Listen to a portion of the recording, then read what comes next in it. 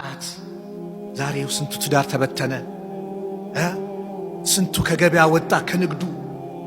ቤቱ የተቀመጠ ስንቱ አለ በጫት ደንዝዞ ሱሱ ላይ እዚህ ተቀምጦ ስራውን የተወ ስራውን የበተነ ቤተሰቡን የበተነ ስንት ሰው በዛ። ዛሬ በጣም በዛ። ሐቂቃ ጉዳት፣ በኢኮኖሚ ጉዳት፣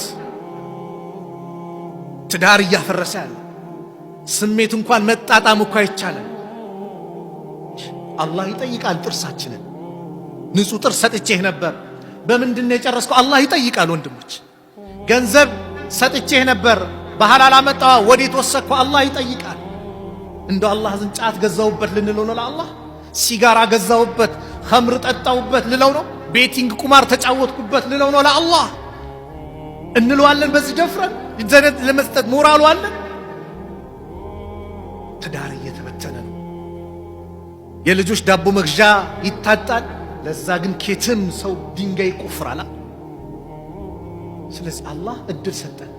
ረመዳን ላይ በዚህ ቢያንስ እንድናቆም አደረገን አይደለ? በጾም በምኑ እንቀጥልበት። ያ ረቢ ጽናቱን ለግሰኝ ብለን ዱዓ እናድርግ።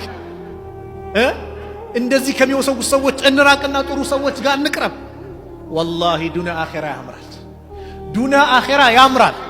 አንድ ወንድም ምን አለኝ መሰላችሁ? እስር ቤት ላይ ተገናኝተን ከ2001 እስከ 2005 አለ 2005 ላይ ነበር እስር ቤት ነው የገባሁትና እዛ ላይ ተገናኝተን ከ2001 እስከ 2005 ቃምኩኛል።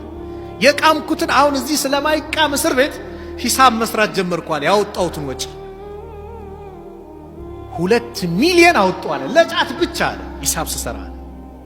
የዛኔ ነው ያሁን 2 ሚሊዮን አይደለም፣ የዛኔ 2 ሚሊዮን አስቡት። ያው ማለት ከ10 ምናምን ዓመት በፊት የነበረ ብር 2 ሚሊዮን